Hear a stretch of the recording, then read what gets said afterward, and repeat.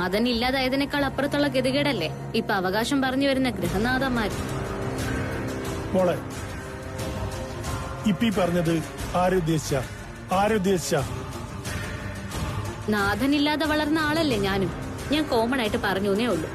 എന്തായാലും കൊച്ചച്ഛനെ ഉദ്ദേശിച്ചല്ല. ആമി, ലേറ്റായി, ഞാൻ ഇറങ്ങട്ടെ.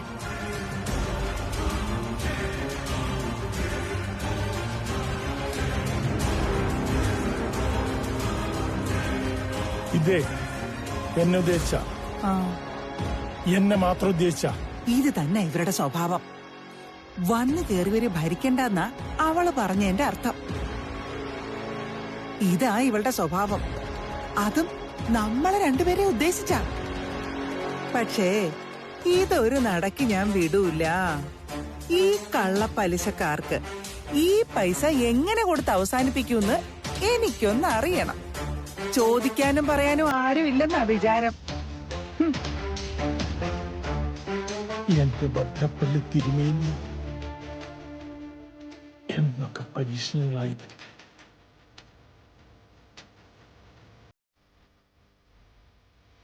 എന്നാലും ഏത് പെങ്കിയായിരിക്കും പ്രമാണം എടുത്തോണ്ട് പോയത്?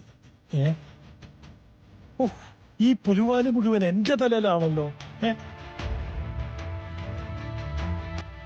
ഇത്രയും മാന്യനും നിഷ്കളങ്കനുമായ എന്റെ തലയിൽ. ഇനി ഭദ്രപ്പള്ളി തിരുമേനിയായിരിക്കേ അയാൾ അങ്ങനെ ചെയ്യുന്നില്ല.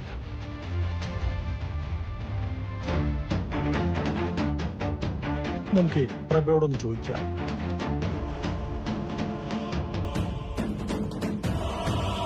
പ്രഭേ വരുന്നുണ്ട്.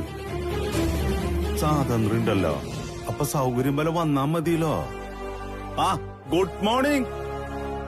അല്ല, ഗുഡ് ആഫ്റ്റർനൂൺ. ആഫ്റ്റർനൂൺ ആയിട്ടില്ല ഹനാൻ സാറേ. ആ എന്തായാലും മോർണിംഗ് കഴിഞ്ഞല്ലോ. ഞാൻ വരാൻ കുറച്ച് ലേറ്റ് ആവുന്ന് സോണിയെ വിളിച്ചു പറഞ്ഞിരുന്നു. ഇത്രയും വൈകിയ സ്ഥിതിക്ക് ഹാഫ് ഡേ ലീവാക്കുക വേണ്ടത്. അത് സാറ് തീരുമാനിച്ചോളൂ. ഞാൻ വേണമെങ്കിൽ സിദ്ധു സാറിനോട് സംസാരിക്കാം. സാർ രാവിലെ വന്നിട്ട് ബാങ്കിൽ പോയിരിക്കുവാ.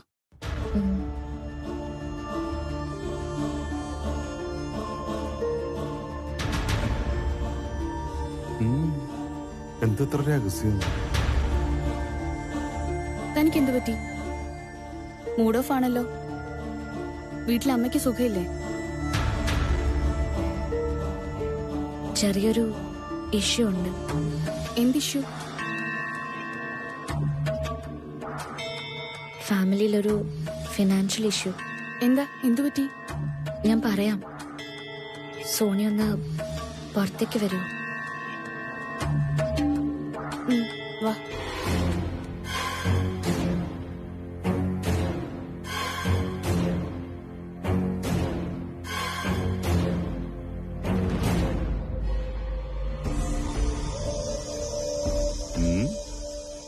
സെക്രട്ടറിയും വിശ്വസയും കൂടി ഭയങ്കര ഗൂഢാലോചനയാണല്ലോ. അവള് തോന്നുമ്പോ വന്ന് കേറിയിട്ടെ ജോലി ചെയ്യാനല്ലല്ലോ നോക്കുന്നത്.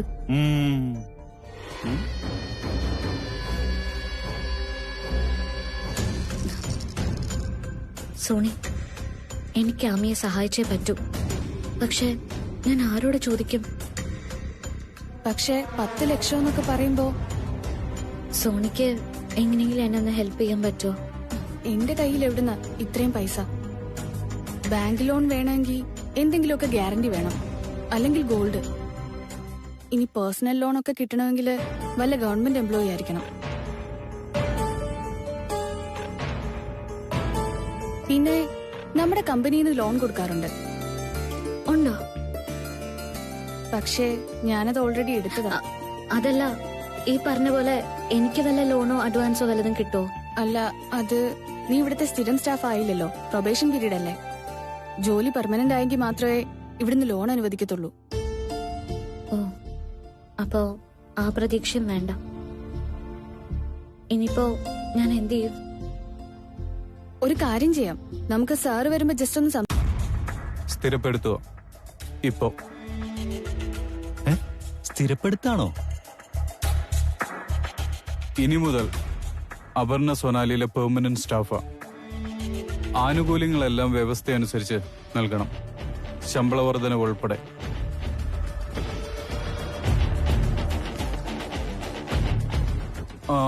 അതിന്റെ പേപ്പേഴ്സ് ഇന്ന് തന്നെ ശരിയാക്കണം. അഡ്വാൻസ് ഒരു 10 lakhs rupees കൊടുക്കണം. As soon as possible. Okay? എന്തു പറ്റിയല്ലോ ഞാൻ ആലോചിക്കുന്നേ? ഞാൻ പറഞ്ഞു കേട്ടില്ലേ? കേട്ടു sir.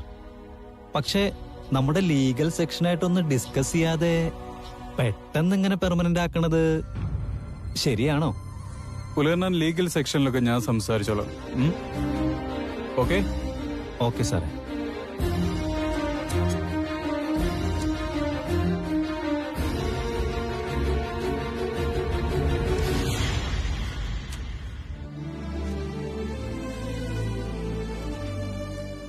Then get back to work.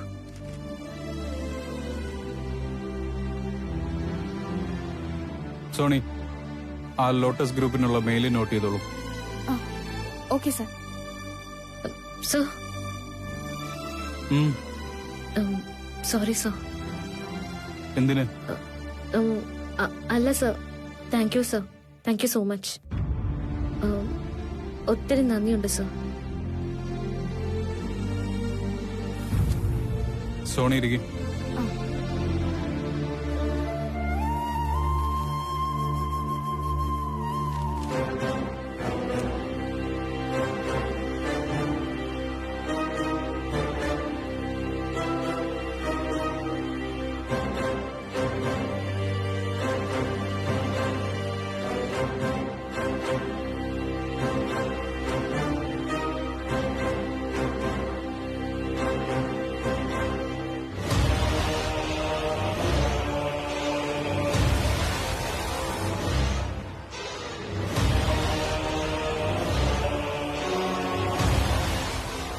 ഈ കമ്പനിയുടെ പൈസ എടുത്ത് കൊടുക്കാന്ന് പറഞ്ഞാൽ അത് ശരിയാണോ? പെർമനന്റ് ആക്കി ഓർഡറും കൊടുത്തു. ദേ ഇപ്പൊ മെയിലും വരും. ബോർഡ് കൂടാതെ അങ്ങനെ തീരുമാനം എടുക്കാൻ പറ്റുമോ? എന്ത് ബോർഡ്? ബോർഡൊക്കെ ഇപ്പൊ പലകപ്പുറത്താ മോളെ. ഇത് വിട്ട് കൊടുക്കരുത്. ആദ്യം തന്നെ ഇത് ഭാവന മേഡത്തിനെ അറിയിക്കി. ലീഗൽ ബോർഡ് അറിയാതെ ഇത് സമ്മതിച്ചു കൊടുക്കരുത്. 10 ലക്ഷം കൊടുക്കാൻ പറഞ്ഞിരിക്കല്ലേ? കൊടുക്കാൻ പറഞ്ഞ അങ്ങനെ അങ്ങോട്ട് കൊടുക്കാൻ പറ്റോ?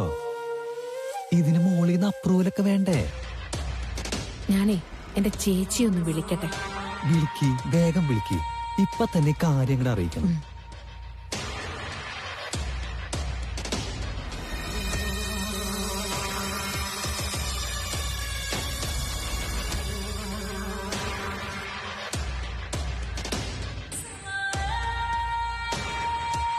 ആ ചേച്ചി, ഇവിടെ പുതിയ പുതിയ കാര്യങ്ങൾ ഉണ്ടായിക്കൊണ്ടിരിക്കുക. എന്തുവടി? ഈ ആപ്പറിൽ ജോയിൻ ചെയ്തിട്ട് എത്ര നാളായി? ഒരു 2.5-3 മാസം. എനിക്കും അപർണിക്കൊക്കെ ഈ പ്രൊബേഷൻ പീരീഡ് എത്ര മാസമാ? 6 മാസം. ആണേ, അത് കഴിഞ്ഞല്ലേ എന്നെ പെർമനന്റ് ആക്കുള്ളൂ. അതെ, അതങ്ങനെയാണല്ലോ നിയമം. ആ, എന്നാ ആ നിയമം തെറ്റിച്ചിരിക്കുകയാണ് സിദ്ധു സാർ. എന്ത്? നീ കാര്യം എന്താന്ന് പറ. അവളെ ഇന്ന് പെർമനന്റ് ആക്കി.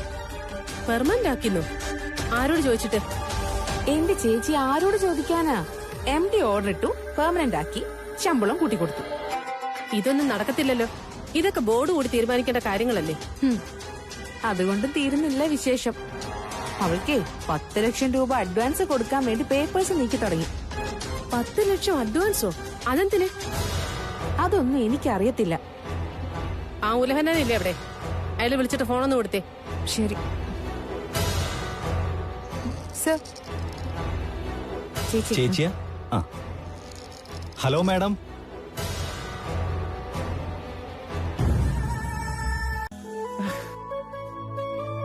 മമ്മി എന്തെങ്കിലും പറഞ്ഞോ? ഇല്ല, ഏയ്, ആലോചിക്കാന്ന് പറഞ്ഞതാ. ആലോചിക്കാം മമ്മി, ഉറപ്പായിട്ടും ആലോചിക്കാം.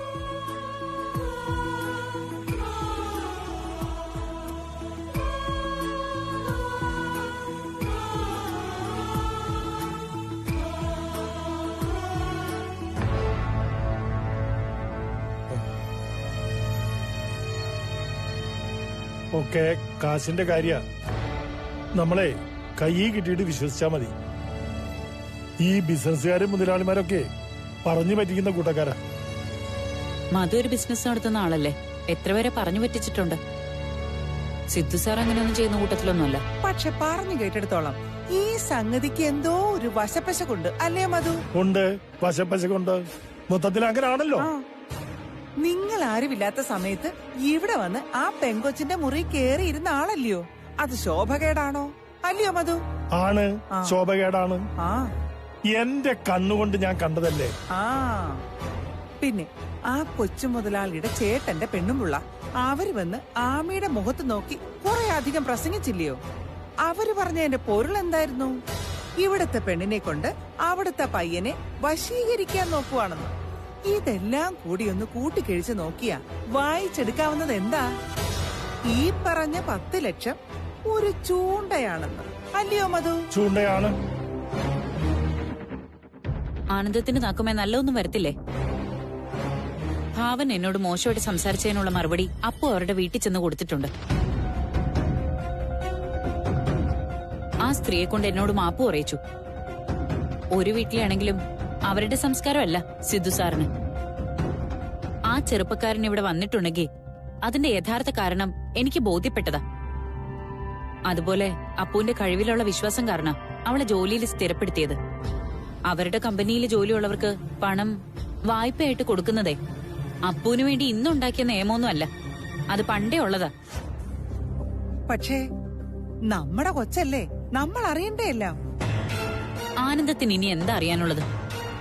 അതോ മധുവിനാണോ അറിയേണ്ടത്? ഓ, ഞാനൊന്നും അറിയുന്നില്ലേ രാമനാരായണ. പെട്ടെന്ന് ഇത്രയും കാശിന്റെ ആവശ്യം വന്നപ്പോ ഒരാളുടെയും ശബ്ദം കേൾക്കാനുണ്ടായിരുന്നില്ലല്ലോ.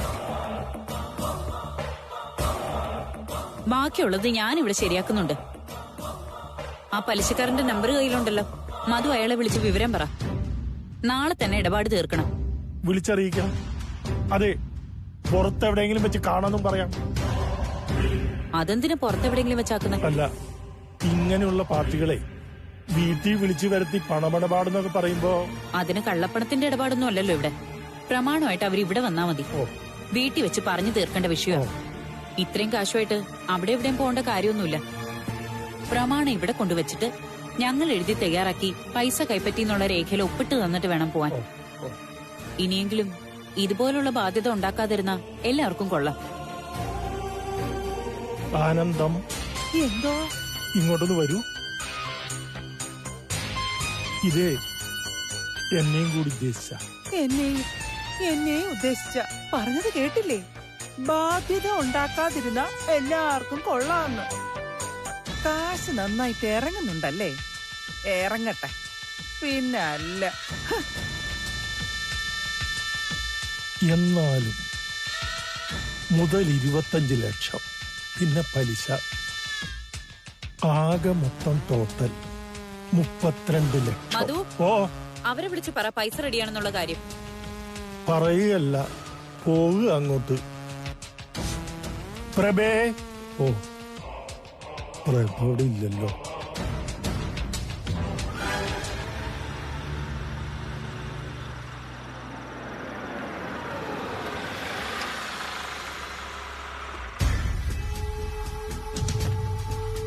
വാ മേഡം. അല്ല, എന്താ മേഡം ഈ സമയത്ത്? എനിക്കെന്താ ഈ സമയത്ത് വന്നൂടെ?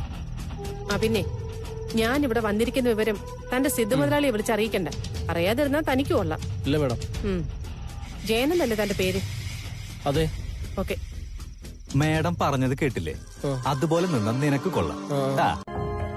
സാർ ഈ കാണിക്കുന്നതേ വലിയൊരു പുണ്യകർമ്മ. മനുഷ്യർക്ക് ആവശ്യത്തിന് ഉപകരിക്കാനാണല്ലോ സർക്കാർ കമ്മട്ടത്തിൽ കറൻസി അടിക്കണത്. നമ്മുടെ സ്ഥാപനത്തിൽ ജോലി ചെയ്യുന്ന ഒരു പെൺകുട്ടിക്ക് ഒരത്യാവശ്യം വന്നപ്പോ 10 ലക്ഷം രൂപ അഡ്വാൻസ് ചെയ്യാന്ന് സാറ് പറഞ്ഞു. അതിനുവേണ്ടി സ്വന്തം റിസ്കില് പ്രൊബേഷൻ കാലാവധി തീരും മുമ്പേ ആ കുട്ടിയെ പെർമനന്റ് ആക്കി പോസ്റ്റും ചെയ്തു. ഇപ്പൊ ദേ 10 ലക്ഷം രൂപ സാറ് കൈമാറാനാ പോണേ. സാറ് അവസരത്തിനൊത്ത് അങ്ങോട്ട് ഉയർന്നു. മുതലാളിമാർക്കിടയിൽ അങ്ങ് വലിയവനാണ് സാർ. ആ കുട്ടി മരിച്ചാലും ഞാൻ ഈ ഉപകാരം മറക്കില്ല സാർ. എങ്ങനെ? അയ്യോ സാറേ, ഇമോഷണലായി പോയതാ. വാക്കുകൾ ചില സമയത്തെ ഓവറായിട്ട് സന്തോഷം വരുമ്പോഴും എനിക്ക് ഇങ്ങനെ സാറേ വാക്കുകൾ കിട്ടൂല. ഒരുപാട് ഇമോഷണൽ ആവണ്ട. കുലന 11 മണിക്കല്ലോ, ഓക്കെ അല്ലേ? അത് ഓക്കെയാണ് സാർ, അതിലൊരു മാറ്റവും ഇല്ല. എന്നാ ശരി, വർക്ക് നടക്കട്ടെ. ശരി സാർ. ആ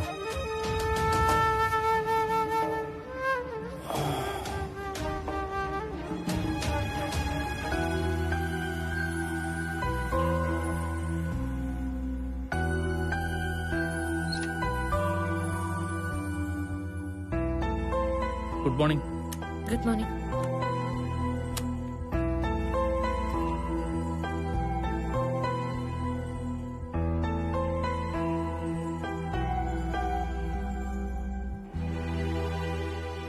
ആ ഗുഡ് മോർണിംഗ്. Good morning. ഇന്നല്ലേ 10 lakh കാശ് വേണ്ടത്? അതെ സർ, ഇന്ന് ഉച്ചയ്ക്ക് മുമ്പ് വേണം. ആ അതെല്ലാം ഓക്കെ. MD സാറ് പറഞ്ഞ പിന്നെ കാര്യങ്ങൾ നടന്നിരിക്കില്ലേ? MD സാറ് മാത്രമല്ല, പപ്പ അപ്രൂവൽ സൈൻ ചെയ്തിട്ടുണ്ട്. അയ്യോ പിന്നെന്തോ വേണം? അപർണ സാർ അന്വേഷിക്കുന്നുണ്ട്, വന്ന ഉടനെ ചെല്ലാൻ പറഞ്ഞു.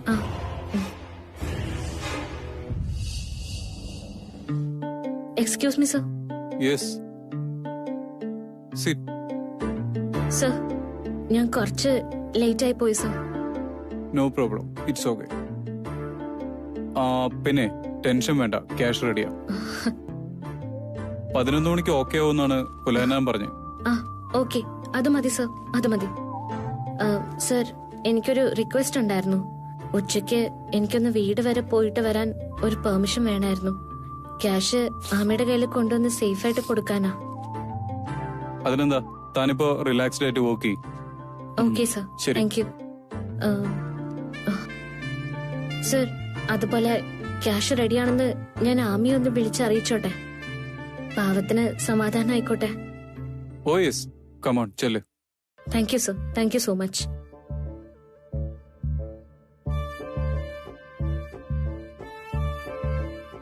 എല്ലാം ഓക്കെ ആയോ? ആ ഓക്കെ, ഞാൻ ആമി ഒന്ന് വിളിച്ചു പറയട്ടെ. പറഞ്ഞിട്ടോ.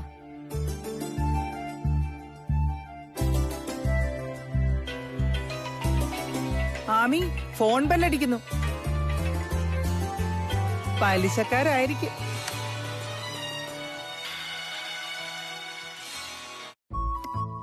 അപ്പു മോളെ, ഓഫീസിലെത്തിയോ മോള്? ആ എത്തി ആമി. ഞാൻ സാറിനെ കണ്ടു. സാറ് കാശ് തരാമെന്ന് പറഞ്ഞു. ആണോ? കിട്ടുവോ? ആ. ഓ സമാധാനമായി. ഞാനേ ദൈവങ്ങളെ വിളിച്ച് പ്രാർത്ഥിച്ചുകൊണ്ടേ ഇരിക്കായിരുന്നു. ആമി, 11 മണിയാവുമ്പോഴേക്കും ക്യാഷ് കംപ്ലീറ്റ് തരാമെന്നാ സാറ് പറഞ്ഞത്. അപ്പൊ ഞാൻ ആ പൈസ കൊണ്ട് ഉച്ചയ്ക്ക് വീട്ടിലോട്ട് വരാം. സൂക്ഷിക്കണേ മോളെ, മൊത്തം പിടിച്ചുപറിക്കാരും കള്ളന്മാരുവാ. 1-2 രൂപയാണോ? സൂക്ഷിച്ചു വരണേ. ആ സൂക്ഷിക്കാം. ആ മോളെ, ഇനി അവന്മാര് വിളിക്കുമ്പോഴേ ഉച്ചയോടെ ഇങ്ങ് വരണമെന്ന് ഞാൻ പറയാം. ശരി ആമി, ശരി. ദേ ആനന്ദം, ക്യാഷ് റെഡി ആയിട്ടുണ്ട്. എന്തോ റെഡിയായിട്ട് എന്തുവാ? വല്ലോന്റെ വായിക്കിരിയിടാനല്ലയോ? അവളുടെ തന്തയും തള്ളയും കഷ്ടപ്പെട്ടുണ്ടാക്കിയ കാശ്. ഓ, എത്രയുണ്ടായിട്ടെന്താ? കടം വാങ്ങേണ്ട ഗതികേടല്ലയോ?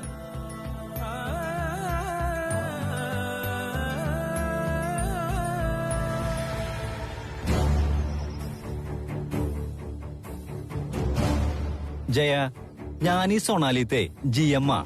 ഒരല്പം ബഹുമാനൊക്കെ എന്നോടാവാം. MDയോട് മാത്രം പോരാ, എന്നോടും കൂടെ ആവാം കേട്ടാ. അവന്റെ കാലുമൊക്കെ ഇരുത്തും. നിങ്ങൾ പ്രമാണം കൊണ്ടുവച്ചിട്ട് 25 ലക്ഷം രൂപ വാങ്ങിച്ചിട്ട് ഇപ്പൊ ഒന്നും അറിയില്ലല്ലോ നിനക്കൊന്നും. ഞാനോ എന്റെ ആമിയോ ഞങ്ങളുടെ പ്രമാണം വെച്ച് നിങ്ങളുടെ പൈസ വാങ്ങിച്ചിട്ടില്ലല്ലോ. നീ വാങ്ങിച്ചില്ലെങ്കിലേ നിന്റെ ആൾക്കാർ വാങ്ങിച്ചിട്ടുണ്ട്. എന്റെ ഇരിക്കുന്ന പ്രമാണം ആകാശത്ത് പൊട്ടി വീഴൊന്നുമില്ലോ. ഇവിടെ തള്ളയും കൂടെ ഇന്ന് രാവിലെ ഇവിടെ വെച്ച് സെറ്റിൽ ചെയ്യാന്ന് പറഞ്ഞതാ എന്നോട്. ഇന്ന് ഞാൻ പൈസ വാങ്ങിച്ചിട്ടേ പോവുള്ളൂ. ഇല്ലെങ്കിൽ നീ നിന്റെ ഈ സ്ഥാപനം ഉണ്ടല്ലോ, നാണം കെട്ട് പത്രവാർത്തയിൽ വരുന്നത് കാണണോ നിനക്ക്? എന്റെ ഒരു ഒറ്റ കോള് മതി, ഞാൻ കാണിച്ചു തരണോ നിനക്ക്? വാ. അയ്യോ സാറേ, പോവല്ലേ സാറേ, അങ്ങനെ പോവല്ലേ സാറേ. സൊനാലിയുടെ റെപ്യൂട്ടേഷൻ ഇല്ലാതാക്കുന്ന ഒരു പരിപാടിക്ക് ഇറങ്ങല്ലേ സാറേ. അതാ പുതിയൊരു പ്രശ്നം. താനാരോടോ? മുതലാളി മുകളിലുണ്ട്, ഞാൻ ഇവിടുത്തെ GM ഉലഹന്നാൻ. നമുക്കിത് സംസാരിച്ചൊരു ധാരണയിലേക്ക് പോവാം. സാർ അവിടെ ഇരുന്നാട്ടെ, സമാധാനം ഉണ്ടാക്കാം. നിങ്ങള് എന്റെ കൂടെ വീട്ടിലോട്ട് വാ. 10 ലക്ഷം കഴിച്ചുള്ള തുക ഞാൻ റെഡിയാക്കിയിട്ടുണ്ട്. അത് ഞാൻ ഇപ്പൊ തന്നെ തരാം. അപ്പൊ ബാക്കി 10 ലക്ഷോ? അത് പിന്നീട് ഒരു ദിവസം ഞാൻ കൊണ്ട് തരാം.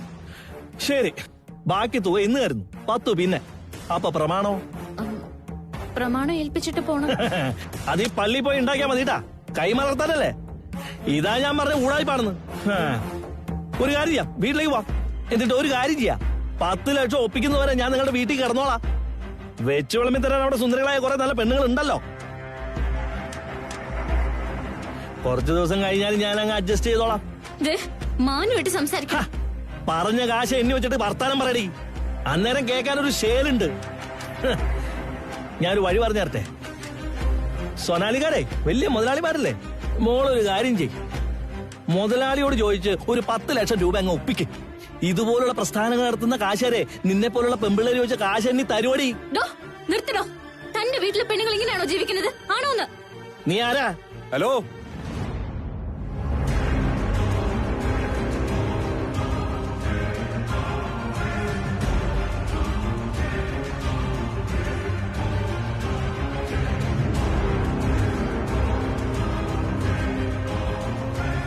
ഇതെന്റെ ഓഫീസാ. ഈ നിൽക്കുന്ന എന്റെ സ്റ്റാഫാ. ഇവിടെ കയറിയൊന്ന് ഇതുപോലുള്ള തെമ്മാടിത്തരങ്ങൾ പറഞ്ഞോണ്ടല്ലോ, ആ നാക്കുകൊണ്ട് തനിക്ക് പിന്നെ സംസാരിക്കേണ്ടി വരില്ല. മുത്തപ്പോ കണ്ടോ നമ്മളെ ചെറഞ്ഞു വാരുന്നത്? സാറിനെ കണ്ടാലറിയാം ചെറയുന്ന കൂട്ടത്തിലാണെന്ന്.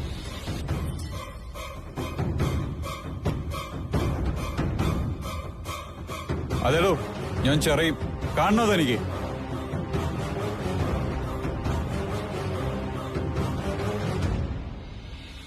നിങ്ങൾക്ക് പണമല്ലേ വേണ്ടത്? 10 ലക്ഷം രൂപ എണ്ണിത്തരാന്ന് അപർണ തന്നോട് വാക്ക് പറഞ്ഞല്ലേ. ഇന്നത്തെ ദിവസം കഴിഞ്ഞു പോയിട്ടൊന്നുമില്ലല്ലോ. രാത്രി 12 മണി വരെ സമയമുണ്ട്. അതിനു മുമ്പ് 10 lakhs തന്റെ കയ്യിൽ കിട്ടിയിരിക്കും. കിട്ടിയില്ലെങ്കിലോ? കിട്ടും. എന്താ ഉറപ്പ്? ഉറപ്പ് ഞാനാ. ഇല്ലെങ്കിൽ 8 മണി കഴിയുമ്പോ ഞാൻ അങ്ങ് ചെല്ലും ഇവളുടെ വീട്ടിലേക്ക്. എന്നിട്ട് പൊറുതിയും തുടങ്ങും. ഓ, ആ പറഞ്ഞ കേട്ടല്ലോ, 8 മണി കഴിയുമ്പോ കിട്ടിയിട്ടില്ലെങ്കിൽ ഞാൻ വന്നവിടെ പൊറുതി തുടങ്ങും. വടമുത്തുവാ. 8 മണി വരെ ഞാൻ നോക്കും. ഇല്ലെങ്കിൽ കാലത്തോട്ട് ഞാൻ പുൽത്തോട്ടാക്കും. താൻ കേറ്.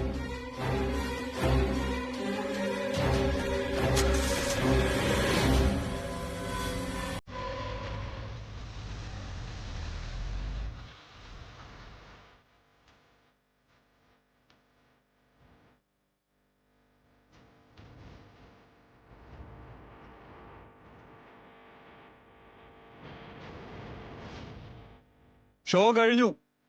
കൂടെ ജോലി ചെയ്യുന്നൊരു കുട്ടിയെ വല്ലവരും വന്ന് അപമാനിച്ച് സംസാരിക്കുന്നത് കണ്ട് ആസ്വദിക്കാൻ നിൽക്കുന്നു. കഷ്ടം. പോയി വർക്ക് ചെയ്യ എല്ലാരും. പോയി വർക്ക് ചെയ്തേ, എല്ലാരും പോയി വർക്ക് ചെയ്തേ. ഇനി തന്നോട് സെപ്പറേറ്റ് പറയണോ? ഞാൻ പോയി സാറേ. ദയാനെ ആ റെയിൻബോന്റെ ഫയലിംഗ് എടുത്തേ. എന്ത് കാണാനായി നിക്കണേ? ഓ,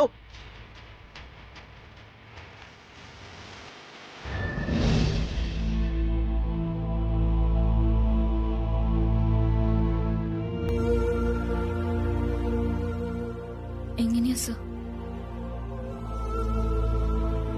ഞാൻ ട്രൈ ചെയ്തു, പക്ഷെ പെട്ടെന്നായതുകൊണ്ട് എന്തായാലും നമ്മൾ വാക്ക് കൊടുത്തില്ലേ, നമുക്ക് നോക്കാം. താൻ പോയി വർക്ക് ചെയ്യും. പക്ഷെ നമ്മള് ഫോൺ എടുത്താലും ഇല്ലെങ്കിലും നാട്ടുകാർ ഈ സംഭവം ആറാട്ടാക്കി മാറ്റും. പപ്പ പിന്നീട് വന്ന ഫോൺ കോളുകൾ അറ്റൻഡ് ചെയ്യാതിരുന്നേ മാനക്കേട് ഓർത്തിട്ടല്ല. സൊനാലി ഗ്രൂപ്പിന് ബിസിനസ്സിൽ എത്രയോ നേട്ടങ്ങൾ ഉണ്ടായിട്ടുണ്ട്, അവാർഡ്സ് കിട്ടിയിട്ടുണ്ട്. അത് ന്യൂസ് പേപ്പറിൽ കോളം വന്നിട്ടുണ്ട്. അന്നൊന്നും ഫോൺ ചെയ്തൊരു നല്ല വാക്ക് പറഞ്ഞിട്ടില്ലാത്തവരാ ഇപ്പൊ മെനക്കെട്ടിരുന്ന് വിളിച്ചോണ്ടിരിക്കുന്നത്. ഇതൊക്കെ ഒരു തരം രോഗോ. അതൊക്കെ തിരിച്ചറിഞ്ഞോണ്ടാ എന്റെ പപ്പ ആ കോളുകളൊക്കെ ഒഴിവാക്കിയെന്ന് ഞാൻ വിചാരിക്കുന്നത്. സിദ്ധു എന്ത് ന്യായം കണ്ടുപിടിച്ചാലും ഇന്നത്തെ സംഭവം നമ്മുടെ കമ്പനിക്ക് വലിയ നാണക്കേട് തന്നെയാ. നിന്റെ പിടിപ്പുകേടാ ഇതിനൊക്കെ കാരണം. ഇതുവരെ ഇങ്ങനെ നാണം കെട്ടൊരു സംഭവമേ നമ്മുടെ കമ്പനിയിലേ ഉണ്ടായിട്ടില്ല. നിനക്ക് നാണക്കേടൊന്നും ഇല്ലായിരിക്കും, മറുവശത്ത് അപർണയാണല്ലോ. എന്നാ എനിക്ക് അങ്ങനെയല്ല. എന്റെ ഭർത്താവിന്റെ വീട്ടുകാരുടെ സ്ഥാപനം ഇത്. പുറത്തിറങ്ങാൻ പറ്റാതെ വന്നിരിക്കാ ഞാനിപ്പോ. ഓഫീസിലെ സംഭവത്തിന് അപർണയെ കൊണ്ട് മാപ്പ് പറയിപ്പിക്കണം. അങ്ങനെ ഫോണിലൊന്നും പോരാ, നേരിട്ട് മാപ്പ് പറയണം. ഓഫീസ് ഹാളിൽ എല്ലാരെയും വിളിച്ചുകൂട്ടി പരസ്യമായിട്ട് അവള് ക്ഷമ പറയണം. ഇങ്ങനെ ഒരു അപമാനം കമ്പനിക്ക് ഉണ്ടാക്കിയതിനുള്ള ശിക്ഷയായിട്ട് അവൾക്ക് സസ്പെൻഷൻ എങ്കിലും കൊടുക്കണം. അതാ എന്റെ അഭിപ്രായം. പിരിച്ചുവിടേണ്ടതാ. ഡയറക്ടർ ബോർഡ് കൂടി അതേക്കുറിച്ചും കൂടി ആലോചിക്കണം. ഒരു താക്കീത് കൊടുത്തില്ലെങ്കിലേ നാളെ അവളെ അന്വേഷിച്ച് വേറെ ആളുകള് ഓഫീസിൽ കയറി ഇറങ്ങി പ്രശ്നം ഉണ്ടാക്കിക്കൊള്ളും. കമ്പനിയുടെ സൽപ്പേരിന് കളങ്കമുണ്ടാവാൻ പാടില്ല. അക്കാര്യത്തിൽ എനിക്ക് ഒരു വിട്ടുവീഴ്ചയില്ല. ആരുടെയും സൈഡ് പറയുകയില്ല.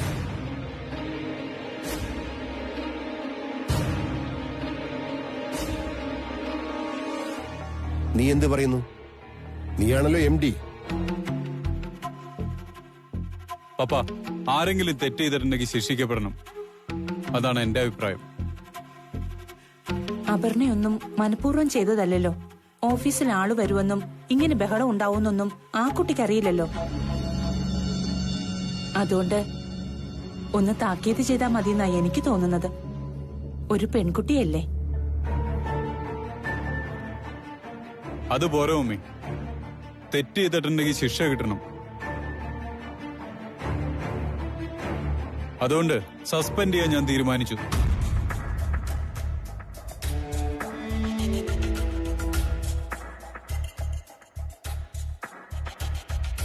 പക്ഷെ അപർണയല്ല, മാനേജർ ഉലാനാനെയാ സസ്പെൻഡ് ചെയ്യാൻ തീരുമാനിച്ചു.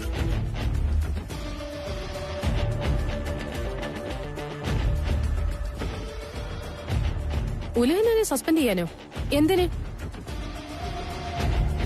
കട്ടവനെ കണ്ടില്ലെങ്കിൽ കണ്ടവനെ പിടിക്കാനാണോ? പപ്പ, അപർണയെ രക്ഷിക്കാൻ വേണ്ടി ഇവൻ ആ പാവ ഉലഹനെ കരുവാക്കുക. എന്താ സിദ്ധു? ഞാൻ അന്വേഷിച്ചിട്ടോ പപ്പ പറയുന്നേ. അപർണ ഏൽപ്പിച്ചിട്ടല്ല ആ പലിശയുടെ ടീം നമ്മുടെ ഓഫീസിൽ വന്നത്. അവരെ കോണ്ടാക്ട് ചെയ്തു, ഇഷ്യൂ ഉണ്ടാക്കാൻ പ്രേരിപ്പിച്ചു മറ്റു ചിലരാ.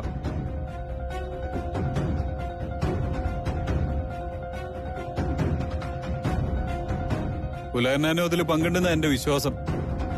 ചില ഫോൺ കോളുകൾ പരിശോധിച്ചാ കൃത്യമായിട്ട് അതിനുള്ള മറുപടി കിട്ടും.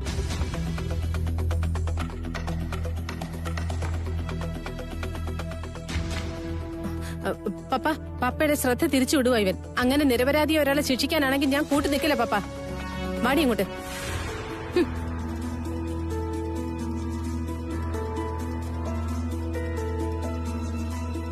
ആരുടെ ഫോണുകൾ പരിശോധിക്കുന്ന കാര്യമാണ് നീ പറഞ്ഞത്? വ്യക്തമായിട്ട് എവിഡൻസ് കിട്ടട്ടെ പപ്പ, എന്നിട്ട് ഞാൻ പറയാം ആരൊക്കെ ഇതിന്റെ പിന്നിലെന്ന്. ആരെങ്കിലും ചോർത്തി കൊടുക്കാതെ സോഷ്യൽ മീഡിയക്ക് ഈ വിവരങ്ങൾ കിട്ടില്ലല്ലോ. പുറത്തുനിന്ന് ആരും ആ സമയത്ത് ഓഫീസിലില്ലായിരുന്നു. അതിനർത്ഥം കള്ളൻ കപ്പലിൽ തന്നെ ഉണ്ടെന്നല്ലേ? തെളിവുകൾ കിട്ടട്ടെ പപ്പ.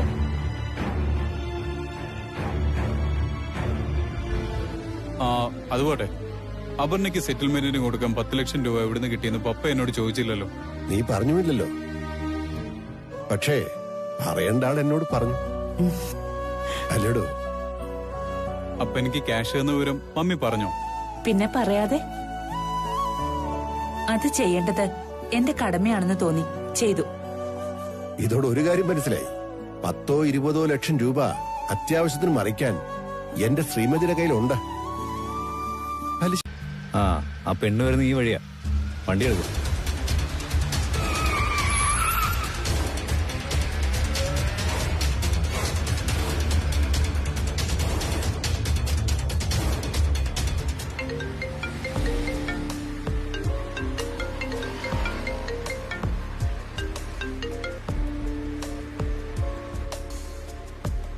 Anti, happy birthday Sidhu. Aunty please, ആവശ്യമില്ലാത്ത വിഷസ് ഒന്നും വേണ്ടെന്ന് ഞാൻ പറഞ്ഞിട്ടുള്ളതല്ലേ. ഞാൻ ഈ ദിവസം ഫോൺ അറ്റൻഡ് ചെയ്യാറ് പോലുമില്ല. എന്നാലും ഞാനൊന്ന് വിളിച്ചതല്ലേ ഒരു മനസ്സമാധാനത്തിന്. പപ്പയും മമ്മയും ഫോണിൽ വിളിച്ചിട്ട് കിട്ടുന്നില്ലേ? അവര് ഗുരുവായൂർ അമ്പലത്തിനകത്ത് നിൽക്കുക. എന്ന് വരും? പപ്പയ്ക്ക് എറണാകുളത്ത് ഒരു മീറ്റിംഗ് ഉണ്ട്, തൃശ്ശൂർ ഒരു ഫംഗ്ഷനും.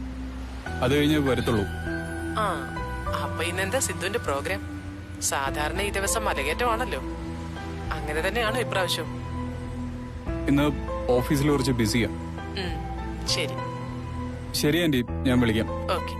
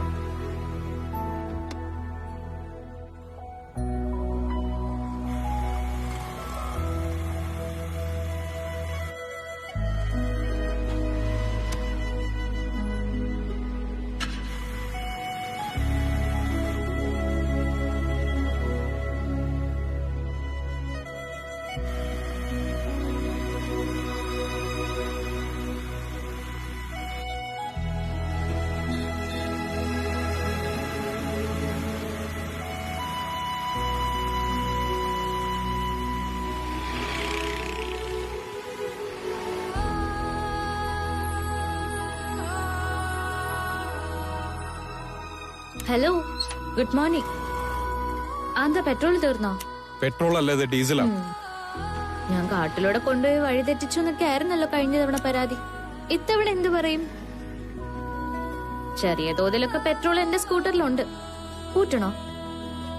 പെട്രോൾ തീർന്നതല്ല, ഡീസലാ. ഇത് വേറെന്തോ പ്രോബ്ലം. എന്നാ പിന്നെ തള്ളി നോക്കാം.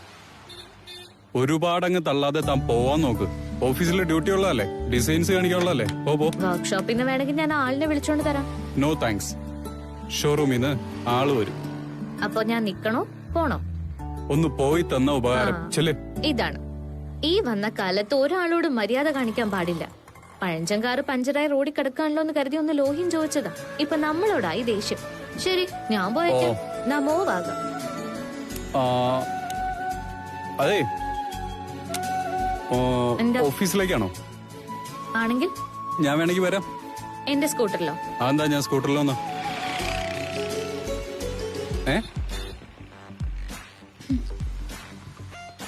കേറിക്കോ. പുറകെ കയറാനോ? ഞാനോ? അതെ, തന്റെ കല്യാണം കഴിഞ്ഞിട്ട് കിട്ടുന്ന വിവരദോഷിയില്ലേ, അയാള് കയറിക്കോളും പുറകില്.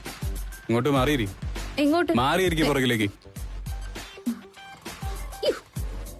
ഇറങ്ങിയിരി. ഈ ഹെൽമെറ്റ് വെക്ക്, പോലീസ് പിടിക്കും. പോലീസ് പിടിച്ചാ ഞാൻ നോക്കിക്കോളാം. ആ ഓഫ് റോഡ് വണ്ടി ഓടിക്കുന്ന പോലെ ഈ സ്കൂട്ടർ ഓടിക്കല്ലേ, അത് ഓർമ്മ വേണം. ഈ സ്കൂട്ടർ